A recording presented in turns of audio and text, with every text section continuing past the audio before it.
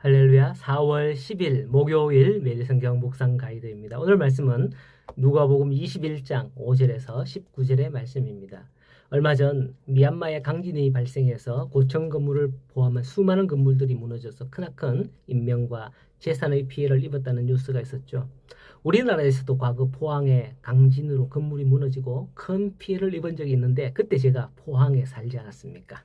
역사의 증인이죠. 누워있는데 양옆으로 한 10에서 20cm 정도 왔다 갔다 저절로 그냥 스케이트 타는 듯이 움직이더라고. 어쩔 수 없는 그런 상황이 되더라고요. 그렇게 건물이 흔들리다가 무너지는 경우가 많은데 이번 미얀마 지진 영상을 보니까요, 무너진 벽돌들이 또렷하게 막 이렇게 보이는데 참 안타깝더라고요. 철근도 없이 벽돌이 무너졌는데 그게 벽돌이 무슨 힘이 있겠습니까? 그냥 위로만 쌓지 흔들리면 다 넘어지잖아요. 예. 그냥 와르르 내렸더라고요. 자, 오늘 말씀에 예수님께서 그런 말씀을 하세요. 어떤 사람들이 화려한 성전을 가리키면서 이 아름다운 돌과 흙물로 꾸민 이 성전을 보라라고 하죠. 자랑하죠. 이때 예수님께서는 이 말씀을 하는 거예요. 날이 이르면 너희가 보는 이것들이 돌 위에 돌 하나도 남기지 않고 다 무너뜨려 내릴 것이다 라고요. 물론 지진으로 일어날 일은 아닙니다. 서기 70년경에 티투스 장군에 의해서 장군의 티투스에 의해서 예루살렘이 파괴될 때 로마 군인들이 이상한 소문을 듣습니다. 유대인들의 성전 벽돌과 벽돌 사이에 금붙이를 이렇게 놓고 쌓고 또 금붙이를 놓고 쌓고 이렇게 금붙이가 많단다 하는 그런 소문을요. 그래서 군사들이 성전을 무너뜨리면서 벽돌 사이를 다 창으로 파헤쳤다라는 그런 소문이 있습니다. 그들은 이 화려한 성전을 자랑했지만 이 땅에 세워진 성전은 그 날이 이르렀을 때 돌 위에 돌 하나 남지 않고 다 무너뜨리게 되리라 하신 그 말씀대로 된 겁니다. 우리는 진정한 성전을 쌓아야 하는 거예요. 저는 이런 말씀을 보면서 오늘날 성 같은 그런 교회들에게 하시는 말씀이 아닌가 해서 참 안타깝거든요. 교회들이 지금 점점 비어가고 있어요. 영적인 벽돌이 허물어져 가고 있습니다.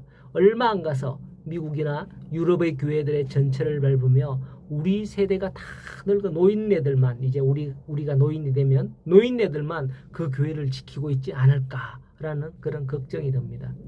아마도 예수님의 이 말씀을 듣던 사람들도 뜨끔했을 겁니다. 7절에 그들이 물어 이르되 선생님이여 그러면 어느 때에 이런 일이 있겠으며 이런 일이 일어나기 전에 어떤 징조가 있겠습니다 라고 묻는 거죠.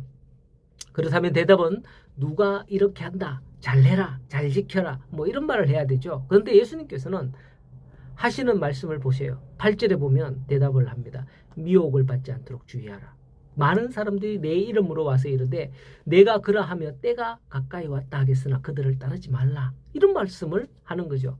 뭔가 뚝단지 같은 동문서답이 아닐 수 없습니다. 무너지는 때를 묻는데 미혹을 이야기한다는 거죠. 이스라엘 사람들은 지금까지 성전을 중심으로 신앙생활을 하면서 하나님을 믿어왔습니다. 그래서 모든 관심이 성전에 있죠. 다니엘도 기도할 때 어땠습니까? 성전을 향하여 창문을 열고 기도했지 않습니까? 이거는 일례고 어쨌든 유대인들은 성전을 중심으로 항상 있던 거죠. 생각이, 관심이.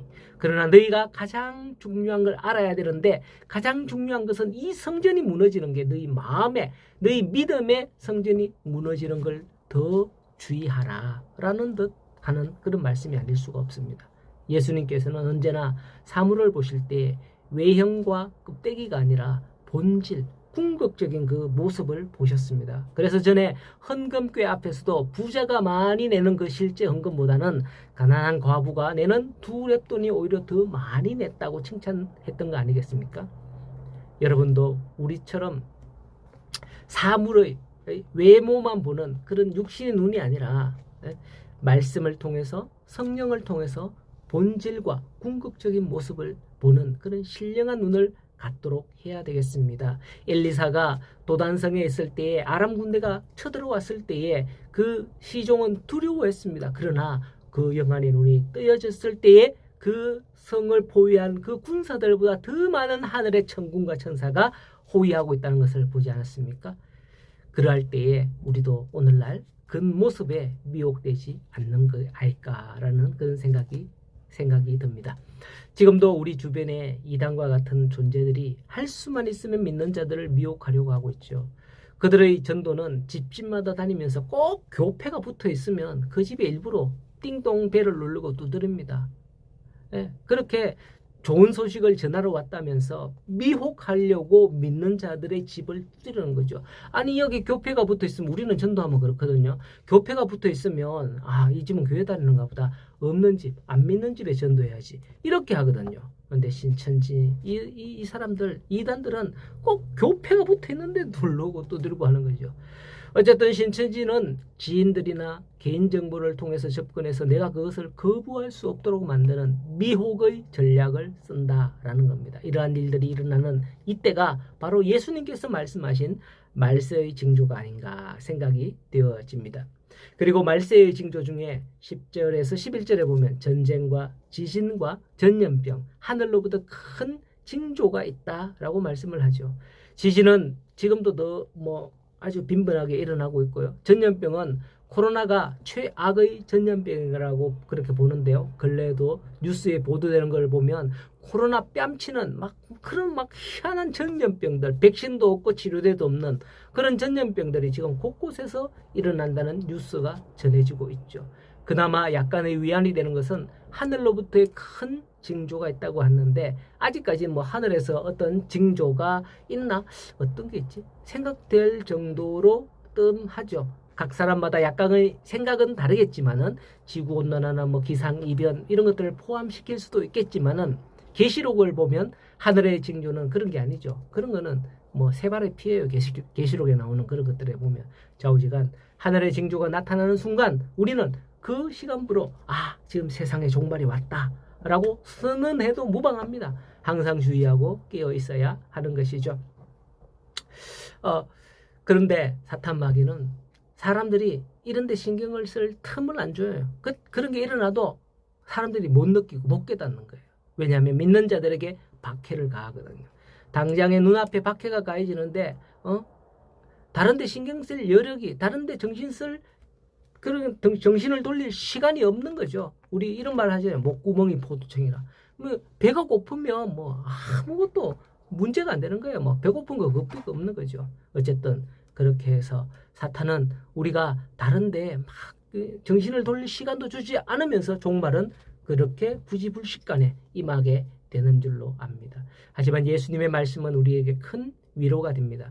지금은 내가 그때 어떻게 해야지, 지금 어떻게 해야지 이렇게 하고서 이런저런 마음의 준비를 하지만은 예수님은 말씀합니다. 14절에 보면 그러므로 너희는 변명할 것을 미리 궁리하지 않도록 명심하라. 내가 너희의 모든 대적이 반박할 수 없는 구변과 지혜를 너희에게 주리라 라고 말씀을 하죠. 그러면 말세에 우리 성도들에게 가장 필요한 게 뭘까요? 19절에 보면 너희의 인내로 너희의 영혼을 얻으리라 라고 말씀을 해요. 바로 인내입니다. 예수님께서는 세상의 마지막 때에 징조에 대해서 낱낱이 열거하시면서 걱정 말라고 위로하시지만 우리에게 오직 한 가지 요구하시는 게 있는데 그건 바로 인내하는 자만이 구원을 받을 것이다 라는 거예요. 그러므로 이처럼 모든 것이 흔들리고 진리마저 혼탁해지고 깨어지는 이때에 마지막 때에 오직 하나님의 말씀은 변함없음을 알고 굳게 붙잡고 믿음으로 견디며 인내로 나아가는 우리 성도들이 다 되어야겠습니다. 오늘부터 시작입니다. 모든 상황 가운데서 인내로 말씀으로 살아가는 우리 모든 성도들이 되기를 간절히 소원합니다.